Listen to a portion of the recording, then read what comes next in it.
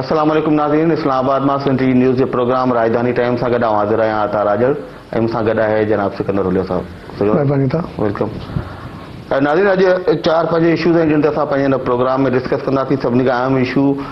जजनि जी मुक़ररी वारे मामले ते सदर जेको रेफरेंस मोकिलियो सुप्रीम कोर्ट खे, उन ते सुप्रीम कोर्ट जो फ़ैसिलो अची वियो आहे ऐं सुप्रीम कोर्ट पंहिंजे फ़ैसिले में इहो करार ॾिनो आहे त सदर इन मामले ते सदर जो जेको किरदारु आहे उहो सिर्फ़ु नुमाइशी आहे। जजिस जी मुक़ररी, उन्हनि जी सीनियरिटी जो मामिलो हल करणु, उहो सुप्रीम कोर्ट ऐं हाई कोर्ट जो इख़्तियार आहे मुकमिल।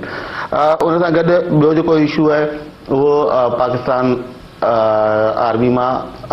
जनरल जे उहिदे तां रिटायर थियल नेब जे अॻूणे चेयरमैन जनरल रिटायर्ड शाहिद अज़ीज़ जा जेके मुख़्तलिफ़ इंकिशाफ़ आहिनि, ख़ासि करे कारगिल जे हवाले सां, उन ते जनरल मुशर्रफ जवाब ॾिना आहिनि ऐं गॾोगॾु अपोज़िशन जी वॾी पार्टी पाकिस्तान मुस्लिम लीग नून उन ते जुडिशियल कमीशन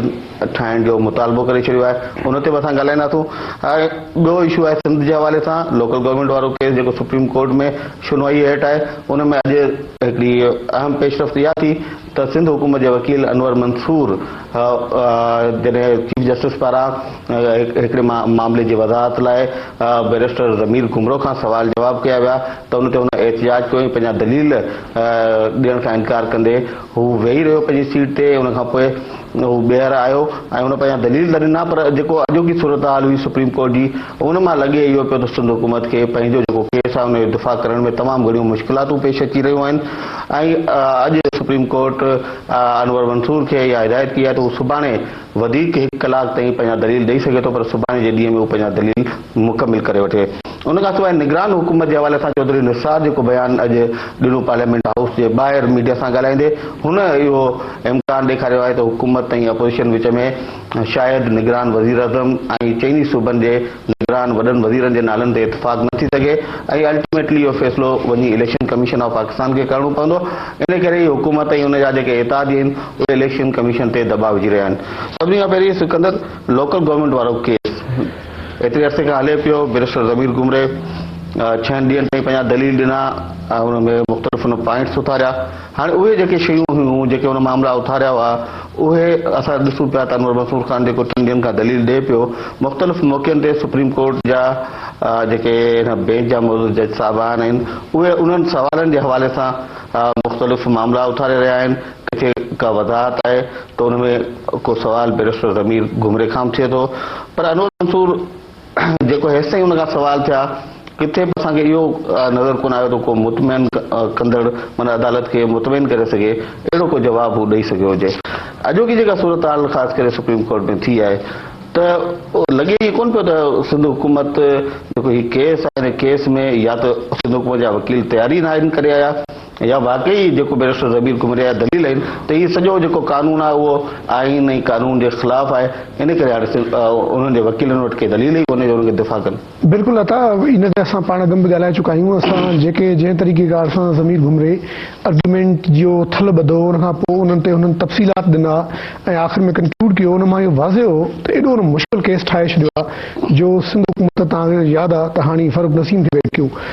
अनवर मंसूर जी जेका अॼु फ्रस्ट्रेशन आहे इहा एक्सपेक्टेड ई ऐं मुतलक़ ई असां सभिनी खे सम्झ में आई त ज़ाहिर आहे उनजो जवाबु हाणे 2 मामला आहिनि, या त कोर्ट खे चेड़ाइजे या वरी दलीलनि जो जवाबु दलीलनि सां ॾिजे ऐं नुक़्ते जो जवाबु नुक़्ते सां ॾिजे ऐं लॉजिक जो जवाबु लॉजिक सां ॾिजे, मामले खे मतिलबु खटण तरफ़ या केस खे अॻिते वधाइजे। अॼु जेका इंट्रस्टिंग सभ खां डेवलपमेंट थी आहे उहा मां तव्हांखे ॿुधायां थो।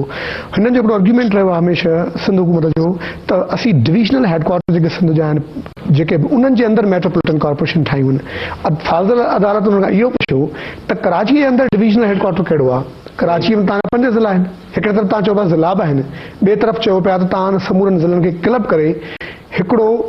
शहर ठाहियो आहे, हिकिड़ो सिटी जंहिंजे बुनियाद ते मेट्रोपॉलिटन आहे। इहा हिकिड़ो वॾो कंट्रडिक्शन आहे, आम लॉजिक ऐं फॉर्म जो कानून खे तव्हां छॾियो त मतिलबु हाणे अदालत खोटी इन मामलनि खे पॉइंट वाइज़ जॾहिं वेंदा, जेके ज़मीर साहब ॾिना आहिनि त काउंटर में हीअ बि ईंदा त उनमें हुननि जो केस तमामु कमज़ोर आहे ऐं कमज़ोरीअ में वाहिद हल फ्रस्ट्रेशन कनि, जजनि खे चेड़ाइनि। उन खां पोइ अहिड़ी सूरत हाल थिए, अॼु हुनखे चयो आहे सीजे चीफ जस्टिस त असीं काउंटर क्वेश्चन ज़मीर घुमरे खां बि कंदा रहिया आहियूं ऐं आम तौर बि थींदो आहे, जेकर कयोसीं त तव्हांखे नाराज़ थियण जी का ॻाल्हि कोन्हे, का जेको नाराज़ थिया हुन ॻाल्हि ते वेही रहिया। त इन इन मां वाज़ आहे त हाणे हू जेको आर्ग्यूमेंट आहे उनजो जेको क्रक्स आहे या उनजो जेको तत्व आहे उन तरफ़ वञण जे बजाए हाणे हेॾा होॾा बहानू ज़रूरु कनि पिया, पर मतिलबु तमामु घणो मुश्किल आहे हिननि जे लाइ इन केस खे उन तरह सां हलाइण जे लाइ। छो जो जंहिं तरीक़े सां ही त हिकिड़ो थियो मेट्रोपॉलिटन जो मामिलो, जेको ॿियो क्रक्स ऐं ॿियो जेको तत्व आहे सॼो ज़मीर साहब आर्ग्यूमेंट्स उहो इहो आहे त कुझु अहिड़ा आर्टिकल्स आहिनि ऐं कुझु अहिड़ा पावर्स आहिनि जेके सूबाई हुकूमत जा आहिनि, निज सूबाई हुकूमत जा आहिनि, उहे कंहिं बि मेट्रोपॉलिटन खे या कंहिं बि लोकल गवर्नमेंट खे या कंहिं बि लोकल टीयर खे जेको थर्ड टीयर आहे लोकल गवर्नेंस जो इन कंट्री उनखे नथा ॾेई सघजनि। त उन में बि ख़ुदि माना अञा त मामिलो अचणो आहे त उन में तमामु घणी मुश्किल आहे। हुनखे चयो अथऊं अनवर मंसूर खे त मुंहिंजो ख़्याल आहे ॾींहं अदम त आर्ग्यूमेंट मुकमल कयो, पर लॻे ईअं पियो त मामिलो तमामु मुश्किल आहे हुकूमत जे लाइ। चलो पाण इन हवाले सां कोशिशि कयूं था सुप्रीम कोर्ट के कंहिं सीनियर रिपोर्टर सां पाण ॻाल्हाए वठूं ऐं उन सां गॾोगॾु बैरिस्टर ज़मीर घुमरे सां बि ॻाल्हि ॿोल थी सघे जेकॾहिं अॼोकी चुनाव ज़रूरु, इहो त वधीक एडिड हूंदो। नाज़रीन असां सां गॾु हिन वक़्तु मौजूदु आहिनि सुप्रीम कोर्ट जा सीनियर रिपोर्टर जावेद सुमरो साहब। जावेद अस्सलाम वालेकुम। वालेकुम सलाम साहब। जावेद, अॼु सुप्रीम कोर्ट में ॿ हिकिड़ा अहम केस ऐसे थिया, हिकिड़ो सदारती रेफरेंस हो जजिस जी मुक़ररी जे हवाले सां हुन ते फ़ैसिलो आयो आहे ऐं ॿियो सिंध जे लोकल गवर्नमेंट वारो जेको केस हले पियो। असां इहो मालूम करणु चाहियूं था सदारती रेफरेंस जे हवाले सां जेको डिसीजन आयो आहे उन डिसीजन जा जेकॾहिं तव्हां अहम नुक़्ता असांजे नाज़रीन खे ॿुधाए सघो। जी, असां जेको सदारती रेफरेंस जे हवाले सां अॼु फ़ैसिलो आयो आहे उनजो सभ खां पहिरियों नुक़्तो त इहो आहे त अॼु अदालत पंहिंजे इन फ़ैसिले खे सभ खां पहिरियों त राय करार ॾिनो आहे, हिकिड़ो मशवरो करार ॾिनो आहे त जीअं त आइन जे आर्टिकल 146 जे तहत सदर पाकिस्तान आसिफ अली ज़रदारी अदालत खां राय घुरी हुई, मशवरो घुरियो हो त हू कुझु शयुनि ते तमामु घणो मुंझियल आहे, लिहाज़ा हुनखे राय ॾिनी वञे त हुननि इहा राय ॾिनी आहे। इन राय में हुननि वाज़े तौर ते अगरि जेकॾहिं नक्शल में ॾिठो वञे त हुननि वाज़े तौर ते जेके एतिराज़ हुया इस्लामाबाद हाई कोर्ट जे चीफ जस्टिस जे मुक़ररी जे हवाले सां, जंहिंमें तव्हांखे यादि हूंदो त इस्लामाबाद हाई कोर्ट जा ॿ उम्मीदवार आहिनि चीफ जस्टिस जे हवाले सां, हिकु जस्टिस रियाज़ एहसान ऐं हिन खां अलावा जस्टिस मोहम्मद अनवर खान कासी। त इन हवाले सां अॼु अदालत पंहिंजे हिन राय जे अंदरि वाज़े तौर ते इहो चयो आहे त सदर पाकिस्तान हिन वक़्तु अलामती हिकिड़ी अथॉरिटी आहे, उन वटि अमल कंहिं बि क़िस्म जो को बि इख़्तियार नाहे त हू जुडिशियल कमीशन जो ऐं हिन खां अलावा जजनि जी तक़ररी लाइ जेका पार्लियामानी कमेटी जुड़ियल आहे उन जी कंहिं बि सिफारिश खे अंडू करे उनखे जेकॾहिं कंहिं क़िस्म जो मसइलो बि पैदा थिए थो त हू वापसि उहो मोकिलींदो कमेटी जुडिशियल कमीशन खे वापसि कंदी, उनखां पोइ उन्हनि जी उहो जेको आहे हर्डल आहे उन्हनि जी जेका बि इन हवाले सां रुकावट आहे उहा ख़तमु करे वापसि मोकिलींदी। बहरहाल सदर पाकिस्तान पाबंद आहे त जुडिशियल कमीशन ऐं जेको आहे पार्लियामानी कमेटी जो जेको फ़ैसिलो आहे उनखे मुकमल तरीक़े सां उन ते मञनि ऐं उन ते अमल करे। इन खां अलावा असां हिन में अल जहाद ट्रस्ट मुनीर भट्टी केस जंहिंमें वाज़े तौर ते जजनि जी तक़ररी जे हवाले सां ॻाल्हि थियल आहे, इहे पुराणा फ़ैसिला आहिनि, उन्हनि जो बि ज़िक्र कयो वियो आहे। उन्हनि में इहो चयो वियो आहे त जेको बि हिन वक़्तु सूरत हाल आहे उन में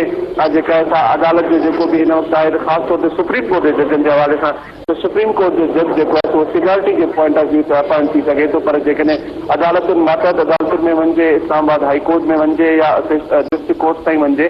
उनमें जेको आहे सो पिक एंड चूज़ थी सघे थी। अॼोके फ़ैसिले में इहा राह बिल्कुलु क्लियर थी चुकी आहे, खुली चुकी आहे त मातहत अदालतुनि में ख़ासि तौर ते हाई कोर्ट जे अंदरि इहा सीनियरिटी वारो जेको हिकिड़ो मुसलमा उसूल असां ॿुधंदा आयासीं त कंहिं बि हाई कोर्ट जो चीफ जस्टिस सीनियरिटी जे बुनियाद ते थींदो। अॼु हिन फ़ैसिले में हिन राय में इहो वाज़े कयो वियो आहे त सीनियरिटी हाई कोर्ट जे अंदरि, डिस्ट्रिक्ट कोर्ट जे अंदरि या सेशन कोर्ट जे अंदरि नथी थी सघे, लिहाज़ा इहा शइ वाज़े आहे त जेको अनवर खान कासी आहे, जस्टिस अनवर खान कासी इस्लामाबाद हाई कोर्ट जो, उनजे लाइ चीफ जस्टिस बणण जो रस्तो हमवार करे वियो आहे। ऐं हिन खां अलावा हिन में सदर साहब जा जेके इख़्तियार आहिनि, ख़ासि तौर ते अपॉइंटमेंट में जेके अपॉइंटमेंट हुनखे माज़ी में करणियूं हूंदियूं 19 तरमीम खां पहिरियों, त हू कंहिं केयरटेकर वज़ीर आज़म जो,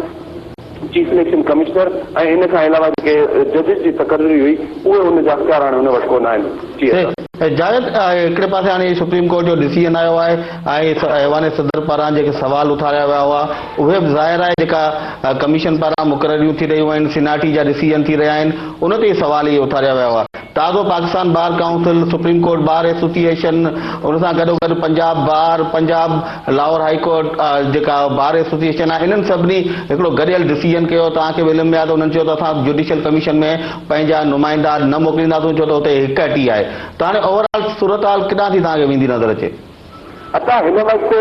जेको आहे जेको Pakistan bar council, Lahore high court bar ऐं जेके ॿिया बार जा नुमाइंदा आहिनि जुडिशियल कमीशन में मौजूदु आहिनि, उन्हनि इन में को शक कोन्हे त इनकार करे छॾियो आहे त जुडिशियल कमीशन जे इजलास में शिरकत न कबी। पर मां तव्हांखे इहा शइ वाज़े कयां त तक़रीबन 26 जनवरी ते हिकिड़ो अहम इजलास जुडिशियल कमीशन जो थियो, जंहिंमें इवन अटॉर्नी जनरल वफ़ाक़ी वज़ीर कानून फारूक एच नाइक ऐं इन खां अलावा पाकिस्तान बार काउंसिल जा नुमाइंदा शरीक न थिया, पर कोई बि सिंध हाई कोर्ट जे 2 एडिशनल जजनि जे नालनि जी सिफारिश जुडिशियल कमीशन कई ऐं इहो सिंध जो कानून वारो वज़ीरपुर में कोन आयो आहे न हुन में उहो बि कोन आयो। उनजी तश्कील जेका चइजे उनजी जोड़ जेका मुकमल न हुई, पर अदालत पारां इहो वाज़े कयो वियो जुडिशियल कमीशन जी तरफ़ खां जेकॾहिं इहे न बि ईंदा तॾहिं बि जुडिशियल कमीशन जो जेको कोरम आहे उहो मुकमल रहंदो। हा, जेसिताईं रही ॻाल्हि त जेको इल्ज़ाम लॻायो थो वञे कमीशन जे मथां त हिकहटी क़ाइमु आहे, इन में त को शक कोन्हे असां त हिकहटी आहे। उते जज साहिबान हुजनि या ॿिया जेके बार जा नुमाइंदा हुजनि, उते पहिरियों ॻाल्हाए न सघंदा हुया। हीउ पहिरियों भेरो आहे जो पाकिस्तान बार काउंसिल जा नुमाइंदा ऐं ॿियनि बारनि जा नुमाइंदा इन ॻाल्हि खां इनकारी असां न वेंदासीं। ज़ाहिर आहे इहा सिचुएशन सुठी न बीहंदी, मुस्बत इन जो को नतीजो न निकिरंदो, इन जा जेके उबता नतीजा निकिरंदा। जावेद, लोकल गवर्नमेंट वारो जेको केस हो सिंध जो, उन ते जेको अनवर मंसूर ऐं चीफ जस्टिस ऑफ पाकिस्तान ऐं बैरिस्टर ज़मीर घुमरे जे विच में जेको कुझु थियो आहे, उन ते जेकॾहिं असांजे नाज़रीन जी का ॼाण ॾेई सघो था? जी, असां इन में जेको अॼु जो केस थियो आहे उन में वाज़े तौर ते अनवर मंसूर ख़ान जेको तव्हांखे ख़बर आहे सिंध जो जेका बलदियाती वज़ारत आहे, सूबाई वज़ारत, उनजो वकील आहे ऐं उहो जेको पंहिंजो केस प्लीड करे रहियो आहे अदालत जे साम्हूं त जेको सिंध लोकल गवर्नमेंट एक्ट 2012 आहे उहो मुकमल तौर ते आइन जे आर्टिकल जेके बुनियादी हक़नि जा आर्टिकल्स आहिनि, शक आहिनि, उनजे बिल्कुलु हक़ में आहे, उन सां बिल्कुलु तसादुम उनजे टकराव में नथो अचे। पर इन मौक़े ते जेको आहे बैरिस्टर ज़मीर हुसैन घुमरो अदालत खे वाज़े तौर ते ॿुधायो त जेकॾहिं हिकिड़ी डिस्ट्रिक्ट जा 4 तालुका आहिनि त उन में सिर्फ़ु हिकिड़े डिस्ट्रिक्ट जो हेडक्वार्टर आहे, तव्हां उनखे मेट्रोपॉलिटन कॉर्पोरेशन करे छॾियो ऐं बाक़ी जेके 4 तालुका आहिनि उन्हनि खे तव्हां उनजे स्टेटस में शामिल न कयो। त जेके तालुकनि जा रहवासी आहिनि, शहरी आहिनि, उतां रहायशी आहिनि, उन्हनि सां ज़ाहिर आहे उनजा बुनियादी हक़ूक़ मुताबिक़ थींदा। और इन में अदालत खे इहो बि ॿुधायो वियो बैरिस्टर ज़मीर जे तरफ़ सां त सभ खां पहिरियों त सिंध जी तारीख़ में सिर्फ़ु मेट्रोपॉलिटन कॉर्पोरेशन कराची रही आहे। कराची जा जेके 5 ज़िला आहिनि ज़मीनी जे लिहाज़ खां मेट्रोपॉलिटन कॉर्पोरेशन में शामिल था कयो। बाक़ी जेकॾहिं ॾिठो वञे त हैदराबाद, सखर, नवाबशाह ऐं इन खां अलावा जेको आहे ॿिया इलाइक़ा आहिनि उन्हनि खे कयो था। पर अगरि जेकॾहिं वॾे वधीक जेको इलाइक़ो आहे ख़ैरपुर मीरठ सां थियो आहे, ख़ैरपुर मीरठ त डिवीज़नल हेडक्वार्टर न आहे, इन ते इहो इशू हले थो। ऐं कंहिं हद ताईं अनवर मंसूर ख़ान जे मुख़्तलिफ़ ॻाल्हियुनि में जंहिंमें ख़ासि तौर ते इहो जेको ख़ैरपुर मीरठ वारो डिवीज़नल हेडक्वार्टर जो मामिलो आहे उन ते बि उहो एग्री आहे त इहो वाक़ई ग़लति थियो आहे। इन खां अलावा ड्राफ्टिंग जेका इन एक्ट जी कई वई आहे, इन जो मुस्तविदो तयारु कयो आहे, कानूनी ज़बान जेका इस्तेमालु कई वई आहे, उन हवाले सां हुन मञियो आहे त उनमें बि जेको आहे सो थोरा घणा लेप्सिस आहिनि। उनमें जेको आहे जेका उनजी लिखत आहे उहा सही कोन्हे, उनखे बहितर थियणु घुरिजे। पर उहो बज़िद आहे त हर सूरत में इहो कानून जेको आहे इंसानी बुनियादी हक़नि सां टकराव में नथो अचे। पर हिन वक़्तु जेकॾहिं ॾिठो वञे असांजे बहके ते हिकु जर्नलिस्ट ऐं हिकिड़े ऑब्ज़र्वर जेको सुप्रीम कोर्ट जी जेके प्रोसीडिंग्स असां कवर कयूं था उन में बग़ैर जेके क्वेश्चनिंग थिए थी अनवर मंसूर ख़ान खां, उन में हू अदालत खे सही तरीक़े सां जेको आहे सो मुतमिन न करे सघियो आहे। वॾी महिरबानी जावेद सुमरो साहिब असांखे जॉइन करण जी। सिकंदर, हाणे ॾिसो जेको जुडिशियल कमीशन वारा इख़्तियार आहिनि या जेको सॼो केस आहे जजनि जी मुक़ररी वारो, हिकिड़े पासे सदारती रेफरेंस हो, ॿिए पासे पाकिस्तान बार, सुप्रीम कोर्ट बार ऐं ॿियनि बार जा जेके इशूज़ आहिनि, त लॻे कोन पियो त जुडिशियल कमीशन हाणे तकरारी बणिजंदी पई वञे? बिल्कुल जुडिशियल कमीशन ते तो उन वक्त भी छा हो जो उन वक्त अदलिया जो प्रेशर हो, तव्हांखे यादि आहे हिननि जेका 19 तरमीम आंदी हुई उहा आई इन प्रेशर में ही त हुननि चयो त अहिड़ी तरमीम तव्हां सभु कुझु करे छॾियो, बाक़ी जजिस वारे मामले खे, अपॉइंटमेंट खे, उन्हनि जे अख़्तियारनि खे असर्ट करण वारे मामले खे तव्हां कुझु कोन कयो आहे, पोइ ही खणी विया उन प्रेशर में। उन वक़्तु केतिरा ई माण्हू हुआ जेके बि आइनी माहिर आहिनि ऐं वॾा वॾा सियासी जेके असां वटि समझदार माण्हू, उन्हनि चयो त तव्हां एतिरो अख़्तियार इन तरह सां ॾींदा लूज़ करे त पोइ इहो मामिलो थींदो। उन वक़्तु बि इहो सुवालु आयो त तव्हां जजनि जे मुक़ररी जो अख़्तियार सिधो पार्लियामेंट खे ॾियो। सही, जीअं दुनिया जे कई मुल्कनि जे अंदरि हिकिड़ी कन्वेंशन आहे ऐं रीत बि आहे ऐं उनजो मुसबत आइनी तरमीम में हिकिड़ो तरीक़ेकार हो, उन ते सुप्रीम कोर्ट ॾिसो अरिड़हीं आइनी तरमीम सॼी ॿुधी, उनमें सवाइ हिन मामले जे बाक़ी उन्हनि जंहिंजे बुनियाद ते उनजी आइनी तरमीम निकिती, जंहिंजे अंदरि इहो सॼो मामलो। अच्छा, ॿी जेका अहम ॻाल्हि आहे उहा आई आहे अॼु जेका आई आहे जजमेंट, उन में हिकिड़ी अहम ॻाल्हि अथा आई आहे, हिकिड़ो वॾो ट्रेंड हलियो 2-3 साल त जेके बि सुप्रीम कोर्ट मां जजमेंट्स ईंदियूं सभु यकराय यूनियनिमस हूंदियूं। सही, तमामु रेयर थियो आहे ऐं अॼु हुन में आहे मौजूदा सुप्रीम कोर्ट में इख़्तिलाफ़ी नोट असांखे नज़र कोन आयो। ही पहिरियों दफ़ो आयो आहे जंहिंजो मतिलबु आहे त सुठी ॻाल्हि आहे। दुनिया जे अंदरि कानून में इहो हमेशह इहो हूंदो त को माण्हू केस खणी थो वञे, जेको केस खणी वेंदो आहे, जेको मुजरिम हूंदो आहे या जेको केस हुनजे ख़िलाफ़ ईंदो आहे, ॿई धुरियूं कानूनी एतबार खां ॻाल्हाईंदियूं आहिनि। ॿिन्ही धुरियुनि जो को न को मौक़िफ़ ठीकु हूंदो आहे ऐं अल्टीमेटली इन बुनियाद ते कोर्टूं डिवाइड थींदियूं आहिनि ऐं जज जेके आहिनि पंहिंजी ओपिनियन में डिफरेंस ऑफ ओपिनियन रखंदा आहिनि, इख़्तिलाफ़ी नोट रखंदा आहिनि ऐं समटाइम्स उल्टो मामिलो थींदो आहे। हिते अजीब हिकिड़ी कहाणी थी वई त तव्हां हिकिड़े तरफ़ हिकिड़ी ट्रैफिक पे हली ऐं इहो मुल्क जे अंदरि तनक़ीद ॾेई त चीफ जस्टिस अदालतुनि खे जजनि खे एतिरो हुन प्रेशर में आंदो आहे जो जॾहिं बि को अहम मुल्क जो फ़ैसिलो थिए थो या जेको बि कानून साज़ी जो मामलो थिए थो त उन में जजिस न चाहींदे बि कई दफ़ा रिपोर्ट थियो त कुझु माण्हुनि जा इख़्तिलाफ़ आहिनि, इख़्तिलाफ़ी नोट न पंहिंजी सघे। ऐं सुठी रवायत आहे, हुजनि घुरिजे। हिन जो मतिलबु आहे हाणे अदालत जे अंदरि बि मतिलबु इहो थोरो स्पेस पैदा थियणु लॻो आहे, पर हाणे उहो स्पेस वधणु घुरिजे। इन सां ई ॾिसो जे डिफरेंस ऑफ ओपिनियन थींदी त ज़रूरु जेको ॿियो आर्ग्यूमेंट आहे, ॿियो जेको दलील आहे उहो प्रिवेल कंदो, उनजी अहमियत वधंदी। जॾहिं उहा वधंदी त पोइ हर माण्हू जी उमीद पैदा थी सघंदी। थोरो टाइम थियो हिकिड़े ब्रेक जो, ब्रेक खां मोटी वरी हिनखे पाण जारी था रखूं। नाज़रीन असां सां गॾु रहिजो, असां अचूं था ब्रेक खां पोइ। ब्रेक खां पोइ असां चाहींदासीं त लोकल गवर्नमेंट वारो जेको केस हले पियो सुप्रीम कोर्ट में उनजे हवाले सां असां वधीक वज़ाहत सां कुझु शयूं तव्हांजे आॾो पेश करे सघूं ऐं उन सां गॾोगॾु इहो जेको सदारती रेफरेंस वारो केस आहे इन ते बि कंहिं कानूनदान वग़ैरह सां असां ॻाल्हायूं ऐं उन खां पुछूं था हिन फ़ैसिले खां पोइ हाणे सूरताल किथे वञी बीहंदी। अचूं था डिसाइड।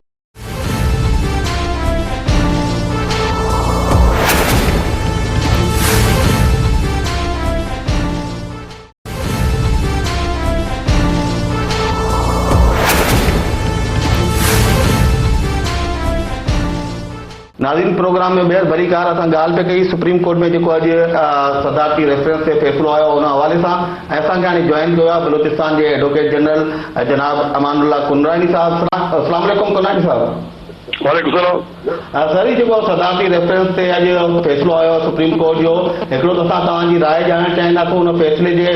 बारे में ई, ॿियो हुन सां गॾोगॾु हिकिड़ी ॿी शइ बि ॼाणणु चाहींदुसि त जेको सदारती रेफरेंस में एतिराज़ उथारिया विया हुआ ओड़ा साॻिया ई एतिराज़ हाणे Pakistan bar council, supreme court bar association, Punjab bar, Lahore high court bar, मुख़्तलिफ़ बार पारां बि इन क़िस्म जा हाणे एतिराज़ अचनि पिया। उहे चवनि था त जुडिशियल कमीशन में हिकिड़े क़िस्म जी हिकटी आहे। त ओवरऑल मामिलो किथां बि तव्हांखे बीहंदे नज़र अचे, ख़ासि करे पहिरीं तव्हां हिकिड़े हिन फ़ैसिले ते पंहिंजी राय ॾियो ऐं हुन खां पोइ जेको सॼी सिचुएशन पैदा थी आहे इन ते तव्हां पंहिंजी राय जेकॾहिं असांजे नाज़रीन सां शेयर कयो। बिस्मिल्लाह रहमान रहीम। गुज़ारिश ये आहे इहे जेको सदारती रेफरेंस आहे कोर्ट जो फ़ैसिलो आहे इहो फ़ैसिलो बाइंडिंग कोन्हे सदर जे मथां। इहा सदर जो आइनी हक़ हुयो जो अदालत जी राय मालूम करे, उन अदालत जी राय मालूम कई। हाणे फ़ैसिलो कोई कोन है इहो, ये तो राय आहे सुप्रीम कोर्ट जी, इन जो कोई पाबंदी कोन्हे सदर जे मथां। इहा सदर जी मर्ज़ी हुई जो राय मालूम करे, हाणे उन्हनि उहा राय ॾिनी। बाक़ी उहा जो कानून क़ाइदा पंहिंजी जॻह ते आहिनि, उन्हनि शयुनि खे हे सदारती रेफरेंस जो फ़ैसिलो मुअत्तल नथो करे सघे, छो जो PLD 1998 supreme court 161 Malik Asad जो केस आहे जंहिंमें सैयद सजाद अली शाह खे इन सिनाडी बुनियाद ते कढियो वियो 2 सालनि खां बाद। 2 सालनि ताईं उहो चीफ जस्टिस रहियो, उन्हनि जजनि हुनजे हेठि कमु कयो। बाद में हुकूमत जे कंहिं चवण ते या आइनी सिचुएशन जी वजह खां बाद इहो थियो जो उन्हनि 2 साल कम करण बावजूद सैयद सजाद अली शाह के करार ॾिनो, चूंकि वो जूनियर हो, इन जे लाइ हिन अजमल मियां जो हक़ आहे उन खे मिलणु खपे। 2 सालनि खां बाद अजमल मियां चीफ जस्टिस थियो और इन खे कढी छॾियो 2 सालनि खां बाद। तो अॼु इहो मुमकिन न आहे जो सिनाडी जो मामले खे सुप्रीम कोर्ट तय करे। सिनाडी मामलो सुप्रीम कोर्ट पाण करे छॾियो आहे मलिक असद वारे केस में। हिन में सदर जो अख्तियार आहे या न आहे, मगर सुप्रीम कोर्ट जो पंहिंजो अख्तियार ज़रूर आहे जंहिंमें हुननि इहो करार ॾेई चुको आहे जो उमिरि जेको हूंदो जंहिंजो ज़्यादा उमिरि आहे उहो ई चीफ जस्टिस थी सघंदो आहे। इन में कंहिंजे जेको डिस्क्रिशनरी पावर जेके आहिनि उहे कंहिंजा बि कोन्हनि, न चीफ जस्टिस जा डिस्क्रिशनरी पावर्स आहिनि न सदर जा आहिनि। त इहो तय थियल मामिलो आहे। मां सम्झां थो हिन में जुडिशियल कमीशन खे बि अख्तियार कोन्हे। इहो हाणे सुप्रीम कोर्ट हिकु राय ॾिनी आहे, मगर उन राय खां अॻु में सुप्रीम कोर्ट जा पंहिंजा जजमेंट मौजूदु आहिनि जेके बाइंडिंग आहिनि। राय जेका आहे उहा बाइंडिंग न आहे, जजमेंट बाइंडिंग आहिनि। सही। अच्छा सर,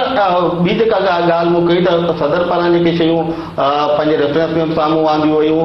ख़ासि करे जजिस जी मुक़ररी वारो जेको तरीक़ेकार आहे उन ते त हिकिड़ो मेंबर न हो, कमीशन जे इजलास में 2 मेंबर न हुया, कीअं मुक़ररियूं थियूं। हाणे पाकिस्तान बार जेको ताज़ो प्रेस कॉन्फ्रेंस कई, पाकिस्तान जुडिशियल कमीशन जेका रूह आहे उहा इहा हुई त ताकी ट्रांसपेरेंट तरीक़े सां मुक़ररु थियनि जज।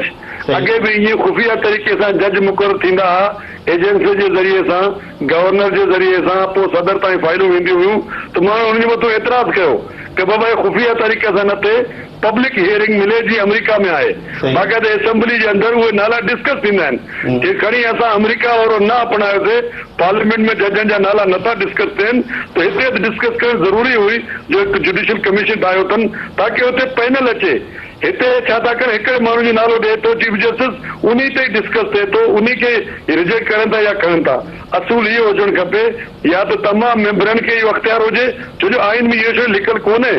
मगर ट्रांसपेरेंसी इहा घुरे थी, मैक्सिमम ट्रांसपेरेंट थिए। हिकु माण्हू जी बजाए हर पोस्ट जे अगेंस्ट जीअं पैनल ठहंदो आहे, हर मामले में गवर्नमेंट जे कंहिं बि इदारे में कोई अपॉइंटमेंट थींदा आहिनि, उन में पैनल ठहंदो आहे, हिते उन जे ख़िलाफ़ हिकु माण्हू जो नालो ईंदो आहे। ये तो पैनल नथो ठहे। ॿिए उहा जेके नुमाइंदा आहिनि, मेंबर आहिनि, चीफ जस्टिस बि हिकु मेंबर आहे, सिर्फ़ु हुनजो चेयरमैन आहे, बाक़ी जेके मेंबर हुनजा अख़्तियारात बराबरि आहिनि। उहो किथे बि न आहे लिखियलु जो हिकु मेंबर जो हेॾो अख़्तियार आहे उहो हिकु नालो मोकिले, ॿियनि खे अख़्तियार कोन्हे। त इहो पाकिस्तान बार काउंसिल जो फ़ैसिलो दुरुस्त आहे, जंहिंमें उहे चवंदा या पैनल मोकिलो या जेका सभिनि खे अख़्तियार हुजे उहो बि कंहिं बि नाले खे रेफर करनि ऐं उहो जेको बि उन्हनि में सुठो हुजे उन को जज मुक़ररु कयो वञे। इहे जो तरीक़ो आहे, जुडिशियल कमीशन जे रूह जे ख़िलाफ़ आहे जेको अॼुकल्ह हले थो। मां सम्झां थो जुडिशियल कमीशन जो मक़सदु बि इहो हो, ट्रांसपेरेंसी जे ज़रिए सां शफ़ाफ़ तरीक़े सां ज़्यादा ज़्यादा माण्हू जो नाला खणी उन्हनि में जेको बहितर माण्हू आहे उन खे जज मुक़ररु कयो वञे। हिते पंहिंजे चैम्बर जे वारनि खे आननि था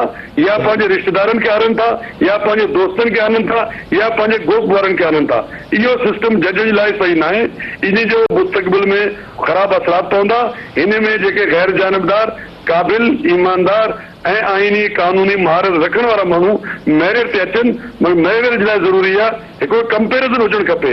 उहो जुडिशियल कमीशन साम्हूं हिकु जे बजाए 3 नाला हुजणु खपनि या 3 न हुजनि, कम से कम हर माण्हू पंहिंजो नालो ॾिए, जेके मेंबर आहिनि या हर बॉडीज़ जेके आहिनि उहे पंहिंजा नाला ॾियनि ताकी उन्हनि मां सुठे माण्हू खे सिलेक्ट कयो वञे। हिते इहो जेको आहे उहो बिल्डोज़ करण जो तरीक़ेकार कि जुडिशियल कमीशन खे फुल पावर आहे, ईअं ग़लति आहे। आइन में इहो शइ आहे कोन, इहो ज़बरदस्ती इहे पंहिंजा पावर जजिस पाण इस्तेमालु करनि था, उन जो आइन सां कोई तालुक़ु न आहे। अच्छा कुलनानी साहब, लास्ट जेको जुडिशियल कमीशन जो इजलास थियो उन में असां ॾिठो त अटॉर्नी जनरल ऑफ पाकिस्तान न आयो, वज़ीर कानून न आयो, सिंध जो वज़ीर कानून न आयो, हाणे पाकिस्तान बार उन बाइकाट जो ऐलान कयो आहे त जुडिशियल कमीशन जी हाणे आइनी हैसियत छा वञी बीहंदी? आइन में तो पंहिंजो तरीक़ेकार आहे, मेंबर आहिनि, उहो कमीशन जो बॉडी आहे, मगर इख़लाक़ी तौर ते बिल्कुलु इहा ग़लति आहे। छो जो असांजी पार्लियामेंट में पाण सेनेटर रहियो आहे, उते अगरि अपोज़िशन जो हिकु माण्हू बि हूंदो आहे, अगरि हिकिड़ो ई बाइकाट कंदो आहे, उहो जेके हाउस वारा आहिनि उहे जेके सरकारी बेंच वारा उहे उनखे मना ई आणींदा आहिनि ताकी उहा तुंहिंजो राय उन में शामिल हुजणु खपे। हे तो डिक्टेटरशिप आहे। अगरि उहे 4 जेके गवर्नमेंट जा नुमाइंदा न आहिनि उहे बि आवाम जा नुमाइंदा आहिनि, उन्हनि जी बि आइनी हैसियत आहे। जीअं जजनि जी आइनी हैसियत आहे, इन as a member federal minister बि आइनी हैसियत आहे, अटॉर्नी जनरल जो बि आइनी हैसियत आहे। उहा एज़ ए आइनी मेंबर वेठा आहिनि हुते, उन्हनि खे नज़रअंदाज करणु, जल्दबाज़ी में नाला मोकिलणु मुंहिंजे नज़दीक इख़लाक़ी तौर ते ग़लति आहे। बेशक टेक्निकली दुरुस्त बि आहे, मगर इख़लाक़ी तौर पर कोई क़यामत न पियो अचे अगरि इन शइ खे डेफर कयो वञे हा ऐं उन्हनि सां सलाह मशवरो करे जेको इख़लाक़ी तौर ते बहितर हुजे, शफ़ाफ़ तरीक़े सां कमु कयो वञे, उहा बहितर आहे। वॾी महिरबानी कुलनानी साहब असांखे जॉइन करण ॻाल्हि वाज़े कई कुलनानी साहब, त इहा राय आहे जेका बाइंडिंग कोन्हे प्रेसिडेंट ते। ऐं ॿी जेका ॻाल्हि हुननि अहम कई वाक़ई उहो केस जस्टिस चीफ जस्टिस अॻूणे सजाद अली शाह अजमल में यादि आहे, बिल्कुलु जंहिंजे करे सुप्रीम कोर्ट जो हमिलो थियो, हुन खां पोइ जेका सूरताल थी, त हाणे ज़ाहिर आहे कीअं थो इहे सुप्रीम कोर्ट इहा ॻाल्हि कॾहिं हिन रेफरेंस में त इहे सुप्रीम कोर्ट ऐं हाई कोर्ट जा पावर आहिनि ऐं सीनाटी जो ज़ाहिर जॾहिं सदर सवाल हिकिड़ा उतारिया आहिनि त उहे उन रेफरेंस सां ई उतारिया हूंदा जेके पंहिंजा सुप्रीम कोर्ट जा डिसीजन। अथा इहा ई जमहूरियत जो हुस्न इहो बि हूंदो आहे त कंहिं बि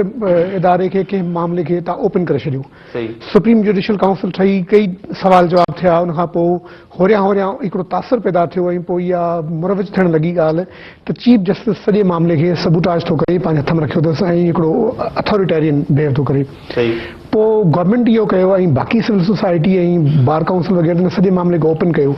तव्हां पाण चयो त लॉ मिनिस्टर बि कोन आयो, अटॉर्नी जनरल बि कोन आयो, बार काउंसिल नुमाइंदा बि कोन आया। हाणे हिन केस जे अंदरि त सदर साहिबु हुनखे रेफरेंस राय जे सूरत में मोकिलियो ऐं राय जी जवाब बि अॼु अची वियो।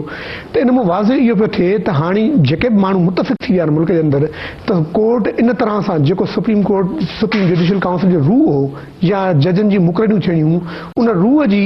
हिननि बिल्कुलु वायोलेशन कई आहे कंहिं न कंहिं हवाले सां। त अॻिते हली एॾो प्रेशर ठहंदो, इहो ॿ मामला थींदा, या त सुप्रीम जुडिशियल काउंसिल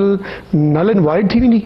या हिनखे ठीकु करणो पवंदो। नल एंड वॉइड ठीकु हूंदो सघे, आइनी इदारो आहे, पर ज़ाहिर आहे उनखे ठीकु करण तरफ़ मामिलो वधंदो, प्रेशर एॾो वधी वियो आहे। रुॻो हिन हुकूमत जी या हिन टेन्यूर जी ॻाल्हि कोन्हे का, अॻिते बि इहो सॼो मामिलो अप्लाई रहंदो। असल जेको पाकिस्तान बार चयो आहे उहा त जेके रूल्स ठहिया, माना की आइनी तरमीम त अची वई, पर रूल्स त पोइ वरी कोर्ट ठाहिया आहिनि न, हुननि रूल्स में हुननि अहिड़ियूं शयूं विधियूं आहिनि जो ॿिया मेंबर त कोन। ॿियो जेका कुरनानी साहिबु ॻाल्हि कई, हुन इहो चयो त हिते हूअं हमेशह ॾिसो नॉमिनेशन जेके थींदियूं आहिनि जजिस जी, जीअं अमेरिका जो एग्ज़ाम्पल न, दुनिया जा कई सुधरियल मुल्क आहिनि, उते मल्टीपल नॉमिनेशन हूंदियूं आहिनि, घणियूं हूंदियूं आहिनि, नाला हिक खां वधीक हूंदा, 5 हूंदा, 10 हूंदा, वटेवर, उन्हनि मां ज़रूरु तव्हां शॉर्ट लिस्ट कंदा, पोइ ॻाल्हि ॿोल्हि थींदी, पोइ कुझु एग्री कंदा, कुझु न कंदा। हिते त जेका लिस्ट ऐं जेके नाला सीजे तरफ़ खां फाइनल थी वञनि था, उहे चवंदा रुॻो इन्हनि ते न रुॻो तव्हां यक राय थियो, पर उन ते तव्हां दस्तखत बि कयो ऐं चओ त इहे सभु जो सभु डन आहिनि, हिकिड़ो प्रोसेसिंग खे ऐं सरकारी इदारनि में ॾिसूं था त हाणे जेको केस आहे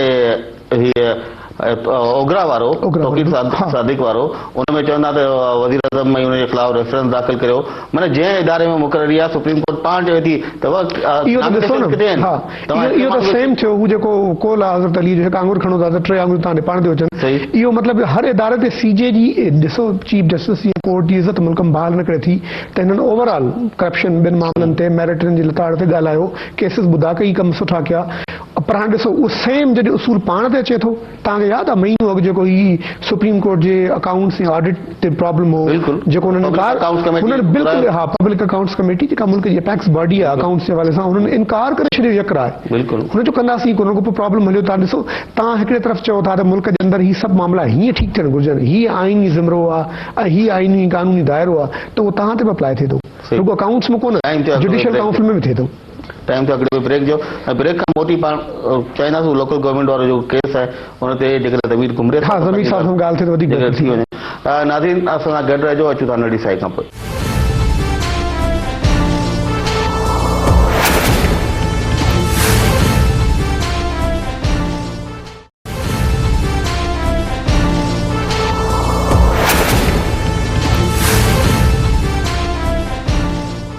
नाज़रीन, प्रोग्राम में ॿीहर भलीकार, असां सां गॾु आहिनि बैरिस्टर ज़मीर घुमरो साहब। घुमरो साहब, अस्सलाम वालेकुम। वालेकुम सलाम। घुमरो साहब, अॼु जेको सुप्रीम कोर्ट में सुनवाई थी लोकल गवर्नमेंट वारे हिन केस जी, ऐं सिंध हुकूमत जे वकील अनवर मंसूर जेको रवैयो इख्तियार कयो सुप्रीम कोर्ट में, उन रवैये खे कीअं था ॾिसो तव्हां? शायदि गवर्नमेंट खे एक्ट खे डिफेंड करण में काफ़ी डिफिकल्टी अची रही आहे साम्हूं, उनजे करे हिन डिफिकल्टी जे पेश नज़र जेको आहे सो कोर्ट में ईअं चयो पियो वञे। तव्हां ॾिठो हूंदो त इवन जॾहिं एडवोकेट जनरल खां इहो पुछियो वियो त डिविजनल हेडक्वार्टर कराची जो किथे आहे, त उहो कोर्ट जी मुआवनत करण लाइ, माना पहिरीं ड्यूटी जेका कोर्ट थी हूंदी आहे उहो उनखे उहो नथा ॿुधाइनि त डिविजनल हेडक्वार्टर कराची जो किथे आहे। जॾहिं मां हुनखे ॿुधायो साउथ, त पोइ उन ते जेको आहे सो सभु नाराज़ थी विया त तव्हां छो ॿुधायो, ऐं कोर्ट हुनखे जेको आहे पोइ चयो त जेको आहे सो असीं ज़मीर घुमरे खां क्वेश्चन कयो, तव्हां खां न कयो आहे, ऐं उनजे करे जेकॾहिं तव्हांखे दलील करणा आहिनि त कयो, न त असां पंहिंजो फ़ैसिलो अकॉर्डिंग टू लॉ ॾींदासीं। उन ते बरामद थी, ऐं जेके कराची जा 5 ज़िला आहिनि उन्हनि ते काफ़ी बहस हलियो त तव्हां जेको आहे सो डिविजनल हेडक्वार्टर ॿिया जेके आहिनि उन में त हिकु डिस्ट्रिक्ट तव्हां मेट्रोपॉलिटन कॉर्पोरेशन ठाही आहे, कराची में आख़िर छो मतिलबु कहिड़ी ज़रूरत आहे? इन सेक्शन 8 जी जेका मीटिंग थी त उन में त 5 मेट्रोपॉलिटन कॉर्पोरेशन ठहनि थियूं, इवन जेको तव्हां सेक्शन 8 ठाहियो आहे उन जेको आहे सो मुंहिंजे ख़्याल में गवर्नमेंट ॾाढो परेशान थी वई ऐं एडमिट थियो त हिन जी जेका ड्राफ्ट आहे उहा ॾाढी बेकार थियल आहे ऐं उनखां पोइ इहो बि एडमिट कयूं त हिन जी ड्राफ्टिंग जेको आहे फरूक नसीम साहिब कई आहे ऐं काफ़ी जेके हुननि जा दलील हुया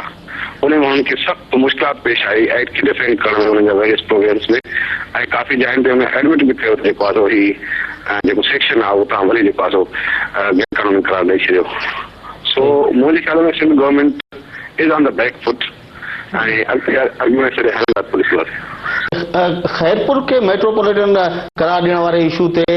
जेके दलील हुआ उन मां अनवर जे उन मां लॻो ई पियो जहिड़ो करे उहो खैरपुर जी जेका हैसियत उनखे मेट्रोपॉलिटन जी उहा शायदि सिंध हुकूमत उहा हैसियत वापसि वठण लाइ तयार थी वई आहे उहो हुनजो इहो आर्ग्यूमेंट हो त असां कराची वारे खे बचायूं खैरपुर वारी वञे त भली वञे खैरपुर वारो जेको नोटिफिकेशन कढियो अथव हुन ते असां इहो मौक़ो अख़्तियार कयो डिविजनल हेडक्वार्टर कोन्हे त डिविजनल हेडक्वार्टर जॾहिं न आहे त माना जेको आहे सो को क्राइटेरिया मुक़ररु कोन्हे हिनखे जिते वञे जेको आहे मेट्रोपॉलिटन कॉर्पोरेशन ठाहे छॾे वरी जेको आहे सो उमरकोट में मेट्रोपॉलिटन कॉर्पोरेशन ठाहे छॾे माना क्राइटेरिया त कोन थियो न उन जे करे हुननि चयो त खैरपुर मेट्रोपॉलिटन कॉर्पोरेशन खे भली ख़तमु कयो असांखे कोई एतिराज़ कान्हे पेटिशन हुनखे चैलेंज करे सघो त माना एडमिशन कयूं त जेको आहे असां खैरपुर मेट्रोपॉलिटन कॉर्पोरेशन जेका ठाही आहे उहा गैर कानूनी ठाही आहे ऐं इहे सभु मेट्रोपॉलिटन कॉर्पोरेशन जेके ठाहियूं आहिनि उन्हनि जेको मयार उन्हनि मुक़ररु ई न कयो आहे त बाबा जेके रूरल एरियाज़ आहिनि उहे मेट्रोपॉलिटन कॉर्पोरेशन कीअं गवर्न कंदी उहा त सिर्फ़ु म्यूनिसिपल बॉडी हूंदी आहे ऐं तव्हां लाड़काणे में जेको आहे मेट्रोपॉलिटन कॉर्पोरेशन ठाहे हुनखे डिपार्टमेंट ॾेई था छॾियो सभु रूरल एरियाज़ ॾेई था छॾियो लाड़काणे डिस्ट्रिक्ट जा त उहो रूरल एरियाज़ खे मेट्रोपॉलिटन कॉर्पोरेशन कीअं गवर्न कंदी हीअ त उक्तो जेको आहे कानून ठाहियो आहे इहो अहिड़ो कानून किथे जेको आहे नथो करे टिनि सूबनि में कानून ठाहियो आहे उते मेट्रोपॉलिटन कॉर्पोरेशन ठहियल आहिनि उन्हनि क्राइटेरिया मुक़ररु कयो आहे माना टिनि सूबनि जूं जेके प्रोविंशियल असेंबलीज़ आहिनि उन्हनि खे विज़डम कोन्हे का बाक़ी हिकु जेका सूबाई असेंबली आहे जेका यरगमाल आहे सूबाई असेंबली उनखे उहा विज़डम आहे ऐं उहा आइन खे सही सम्झे थी मुंहिंजे ख्याल में इहो जेको टकराव आहे हिनखे कोर्ट सॉल्व कंदी ऐं अॻिते हली जेके आर्ग्यूमेंट्स थींदा उन मां ख़बर पइजी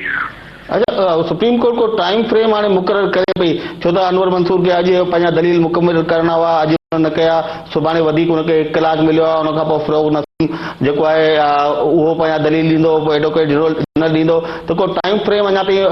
तय कोन थियो आहे त केतिरे हफ़्ते ताईं इहे दलील जारी रहंदा न उन में अनवर मंसूर जा मेन दलील हुया छो त ॿिया जेके दलील हल उन ई पैटर्न ते हला गवर्नमेंट जो जेको इनिशियली हुयो अनवर मंसूर खान हो उन में दलील कया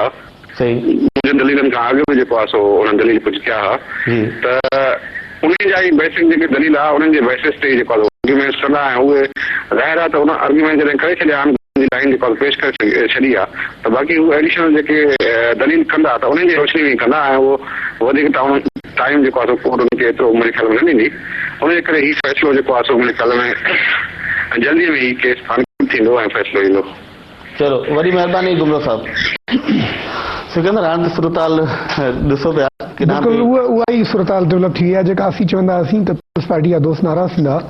हुनखे इहे मेट्रोपॉलिटन जो पहिरियां तस्वर आयो त उन वक़्तु माण्हुनि पुछियो समूरनि माण्हुनि पुछियो त उनजा बेंच मार्क्स कहिड़ा आहिनि क्राइटेरिया कहिड़ी आहे पहिरियां हिननि अचे त डिविजनल हेडक्वार्टर खैरपुर त कोन्हे अच्छा वरी पोइ चऊं त आबादी जे बुनियाद ते खैरपुर एड कयो अगरि तव्हां आबादी जे बुनियाद ते खैरपुर एड कयो आहे त पोइ त कराची में जेके 5 ज़िला आहिनि त 5 ई मेट्रोपॉलिटन हुजणु घुरिजनि मतिलबु कंप्लीट शेयर जीअं हिकिड़ी हूंदी आहे न वाइड आहे उहा अञा त ॾिसो हिकिड़ी पॉइंट आहे अञा त हिन में जंहिं तरीक़े सां हिन क्रक्स रखियो आहे आर्ग्यूमेंट्स जो पूरो थल ॿधो आहे ज़मीन साहब या उहो सॼो ओवरऑल सोसाइटी अंदरि हो माण्हुनि लिखियो पढ़ियो ॻाल्हायो ऐं एग्रीमेंट हुई त ॾिसो लॉ ईअं न हूंदो आहे हिकिड़ा अहिड़ा लॉज़ जेके मुल्क ऐं क़ौम ऐं ख़ासि तौर ते सिंध जे वधद जे बारे में आहिनि उन्हनि खे तव्हां यकराए रातो राति तब्दील कंदा ऐं ईअं कंदा त पोइ उन ते रिएक्शन हूंदो आहे रिएक्शन खे हाणे रिएक्शन ॾिसो त हिकिड़ो बिल्कुलु जीअं समोइजी वियो आहे हिकिड़े प्रॉपर केस जे अंदरि हाणे आर्ग्यूमेंट हली रही आहे ॻाल्हि जेके माण्हू चवंदा त भई कहिड़ा दलील जिन जे बिना रद्द था कयूं त हाणे ॾिसो त तव्हां जेकॾहिं हिननि वटि साउंड केस हुजे हा त अॼु अनवर मंसूर जे पहिरियां ॾिसो टॉप ते तकरारी आहे मेट्रोपॉलिटन उनजी क्राइटेरिया जी ख़बर कोन्हे का उहो हिकु धक मुड़ी वई ॻाल्हि त भई जेके आबादी आहे त पोइ त 5 कराची जा ज़िला 5 ई हुजणु घुरिजनि जे आबादी न आहे त डिविजनल हेडक्वार्टर पोइ खैरपुर कहिड़े हिसाब में हालांकि तव्हांखे यादि हूंदो खैरपुर पहिरियां न कयो हुननि खैरपुर जो बाद में नोटिफिकेशन हिननि कयो सिंध हुकूमत ऐं हिननि पहिरियां चयो पियो नवाब शाह बि कंदासीं पर पोइ ख़बर न आहे छा मामिलो थियो अॻिते पोइ कयूं पर हाणे इहो त हाणे हलंदो मामिलो पर मुंहिंजो न आहे ख़्याल त घणो सिंध हुकूमत वटि मार्जिन आहे ऐं हुनजे वकीलनि जी टीम वटि आहे पर ॾाढो मुंहिंजो ख़्यालु ठीकु पियो हले मामिलो ऐं उअं ई पियो हले ऐं उन करे पीपल्स पार्टी जेका तमामु सीनियर क़यादत आहे ऐं जेका जी लॉ जी टीम आहे जेका लोकल गवर्नमेंट जी टीम आहे हुननि खे आराम सां वेही सोचणु घुरिजे ऐं गना जो मसइलो न बनाइणो घुरिजे। ॿियो इशू हाणे टाइम जी कमी आहे रहिजी वेंदो हुअ जेके जनरल रिटायर्ड शाहिद अज़ीज़ जा इंकशाफ आहिनि ऐं उन खां पोइ जनरल मुशरफ उन जा जवाब न आहिनि। हुनजो त इहो चवणो त कारगिल त असां कब्ज़ो करे वेठा हुआसीं, इहो त सियासी हुकूमत गोॾा खोड़े छॾिया जो असांखे वापसि अचिणो पियो। हुनजो इहो इहा बि दावा आहे त पाकिस्तान आर्मी खे शायदि 270 उन जा जवान शहीद थिया, उन जे भेट में असां इंडियन आर्मी जा 1600-1700 जवान असां मारिया ऐं हुनजो इहो बि चवणो त उहा कामयाबी हुई, उते असांखे अञा वरी सियाचिन ते बि फ़ाइदो थियो आहे जेकॾहिं असांजो उते कब्ज़ो बरक़रार हुजे हा। उन जा इहे जवाब आहिनि। वरी मुस्लिम लीग नून चौधरी निसार ऐं जेको जनरल रिटायर्ड ज़ियाउद्दीन भट्ट जेको जनरल मुशरफ जी जाइ ते चीफ ऑफ आर्मी स्टाफ मुक़ररु थियो नवाज़ शरीफ पारां, उन्हनि चयो आहे त कारगिल ते जुडिशियल कमीशन ठाहियो वञे। ॻाल्हि जेका हाणे पई थिए माना हाणे 5 साल हुकूमत जा गुज़री विया, चार्टर ऑफ डेमोक्रेसी में बि इहा शइ शामिल हुई त वाक़ई कारगिल ते कमीशन छो न ठहे? हिकिड़ो कमीशन ठहणु खपे ऐं ॻाल्हियूं सभु साम्हूं अचणु खपनि त सियासी हुकूमतुनि में इन क़िस्म जूं शयूं कीअं थियूं। अता इहा वरी बदकिस्मती आहे, ठहणु घुरिजे हा। COD खां वठी मुल्क जी एग्रीमेंट ई समूरनि सियासी धुरनि में त कारगिल जी बाक़ाइदा इंक्वायरी थियणु घुरिजे। अॼु बि मुंहिंजो ख़्यालु आहे वैलिड आहे, अॼु बि गवर्नमेंट करे सघी दिफ़ा। हाणे मां तव्हांखे ॿुधायां त इहो कारगिल वारो एडवेंचर हिननि कयो कीअं, जेको मिस एडवेंचर थियो पोइ आख़िर में हिननि खे हाणे त नवाज़ शरीफ़ जे बारे में चए पियो मुशरफ साहब त हुन विञायल खटियल जंग विञाए छॾी। हालांकि 4 जुलाई ते वियो त बिल क्लिंटन हूंदो प्रेसिडेंट, उते ॻाल्हियूं खे इन खां अॻु हिननि जी मुशरफ जी जेका स्ट्रेटजी जेको ॿुधाइनि था हिननि जी इहा ई त कारगिल वारे एरिया खां मां ख़ुदि हुन एरिया जे लॻभॻि वियो आहियां ऐं गिलगित वारे पासे हिकिड़ो अजीब इलाइक़ो आहे जिन सियारे जी मौसम कंप्लीट टोपोग्राफी चेंज हूंदी आहे, सावण जो अलॻि हूंदी आहे। हिननि तरीक़ेकार सां हुते मामिलो इनरोड्स ठाहिया पंहिंजा। हिननि जो ख़्यालु इहो त असीं वञी सप्लाई लाइन कटींदासीं सियाचिन जी, जेको अर्ली 84 में इंडिया उते अची वियो। जॾहिं सियाचिन कटींदासीं त कश्मीर ते माना खेस ॻाल्हियूं थींदियूं, अल्टीमेटली असां इंडिया खे मजबूर कंदासीं त कश्मीर मसइलो हल करे। इहो मुशरफ जी हिकिड़ी पंहिंजी ख़ुशफ़हमी जेको जनरल साहब ई शायदि अज़ीज़ आहे, ही त हुनजो हिकिड़ो मोहरो पाण बि चए थो त असीं वेट कयोसीं हिकिड़े अरसे ताईं त तोक़ीर ज़िया खे कढूं, उहो मंगला जो कोर कमांडर करे मोकिलियोसीं, जंहिंखां पोइ मां जनरल स्टाफ हुउसि, हुन खां पोइ ॿियूं उहिदा, पोइ घणो सभु कुझु। ॾिसो इहो हिकिड़ी इहा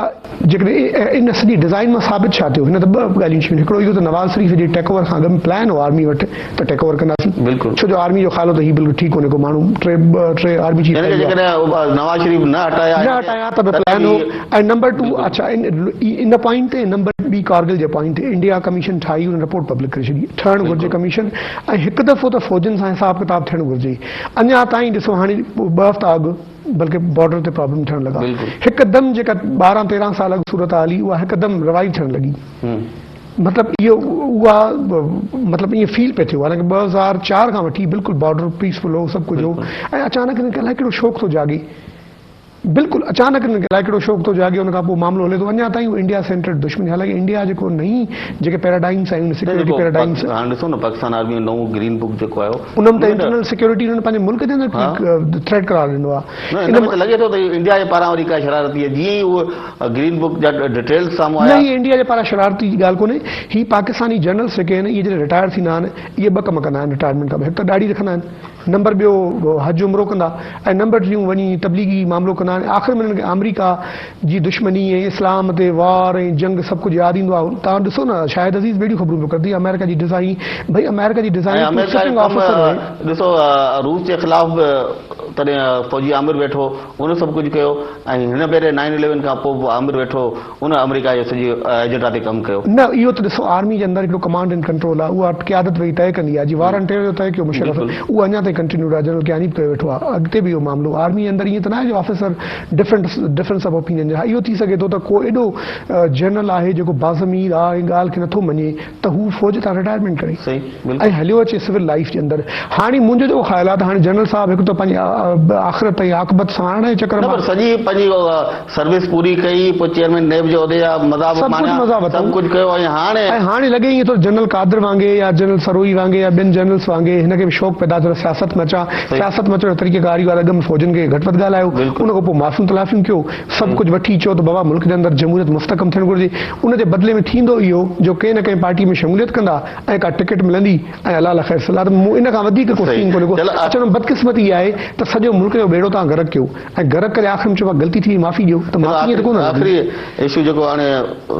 आखिरी 2 मिनट बचा आहिनि निगरान हुकूमत वारे मामले ते ऐसे ई इमरान ख़ान बार बार पे चयो त हुकूमत ऐं नून लीग में मुका थी वियो आहे को गॾियल पंहिंजो निगरान वज़ीर त आणीनि पिया पोइ हीअं थी वियो पोइ हूअं थी वियो पर अॼु जेको चौधरी निसार जेका टॉक थी आहे मीडिया सां उन में त हुनजो जेको हू तासुर पियो ॾिए हुन मां लॻे ईअं थो त वज़ीर अज़म ऐं अपोज़िशन लीडर जी सतह ते त कंहिं क़िस्म जी का बि हिननि जे विच में इतफ़ाक़ थियण जी गुंजाइश कोन्हे ऐं हुनजो इहो चवणु आहे त सभिनी अपोज़िशन जी धुरियुनि सां जी असां पंहिंजा ॿ नाला ॾींदासीं उहे हुकूमत खे क़बूल आहिनि त ठीकु आहे न आहिनि क़बूल त पार्लियामेंटी कमेटी में वेंदा अहिड़ी रीति सूबनि में बि वेंदा ऐं उते बि घणो करे कोन थींदा त पोइ इलेक्शन कमीशन में वञणा आहिनि ऐं इन करे ई इलेक्शन कमीशन ते हाणे सॼा बंदूकूं उभियूं आहिनि ताहिरुल कादरी जे थ्रू SM ज़फ़र जो बि हुन नालो वरितो अॼु त हाणे अलामा ताहिरुल कादरी जेका ॻाल्हि रखे पियो उहा ॻाल्हि जेकॾहिं ईअं ई सुप्रीम कोर्ट में उहो खणी थो वञे त ॻाल्हि त हुनजी जाइज़ आहे इन में ॾिसो जेको चौधरी निसार आहे इहो आहे चकरीअ जो हिते रावलपिंडी जे भरिसां हीअ आहे पोठवार रीजन में अक्सर बारिश थींदी रहंदी आहे घन गरज हूंदी आहे हीअ बि सियासी तौर ते घन गरज कंदो रहंदो आहे पर जॾहिं बि अहम फ़ैसिला थिया आहिनि त नवाज़ शरीफ़